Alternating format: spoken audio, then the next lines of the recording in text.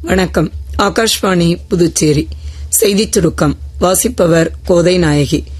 வன திருவிழா கொண்டாட்டங்களில் நீதிபதிகள் பங்கேற்பது சுற்றுச்சூழல் பாதுகாப்பு குறித்த பொறுப்புணர்வை மக்களிடையே ஏற்படுத்தும் என்றும், அன்னையின் பெயரில் மரக்கன்று நடும் திட்டத்திற்கு இது புதிய உத்வேகத்தை அளிக்கும் என்றும் பிரதமர் திரு நரேந்திர மோடி சமூக வலைதள பதிவில் தெரிவித்துள்ளார்.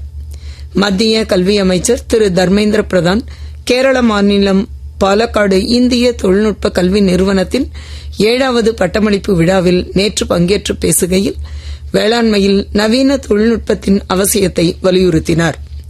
பிரதமர் திரு நரேந்திர மோடியின் தலைமையில் வளர்ச்சியடைந்த இந்தியாவில் இளையோரின் ஆளுமையை அதிகரிப்பதற்கான நடவடிக்கைகள் மேற்கொள்ளப்பட்டு வருவதாக மத்திய இளைஞர் நலன் மற்றும் விளையாட்டுத்துறை அமைச்சர் டாக்டர் மன்சுக் மாண்டவியா தெரிவித்துள்ளார்.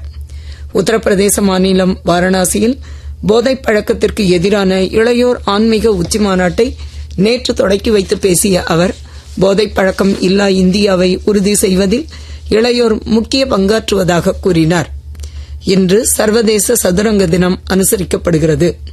இவ்வாண்டுக்கான கருப்பொருள் ஒவ்வொரு அசைவும் கணக்கிடப்படுகிறது.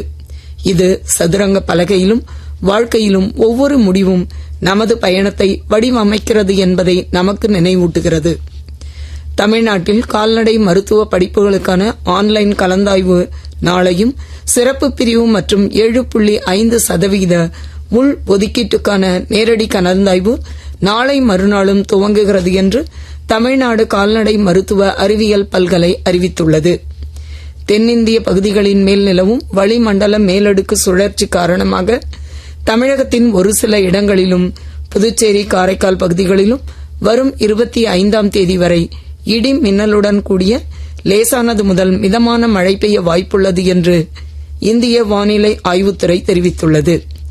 கெம்ஸ்போர்டில் இன்று பிற்பகல் 3:30 மணிக்கு தொடங்கும் இளையோர் 2வது டெஸ்ட் கிரிக்கெட் போட்டியில் இந்தியா இங்கிலாந்து அணிகள் மோதுகின்றன. இத்துடன் இந்த செய்திச் சுருக்கம் நிறைவு பெறுகிறது.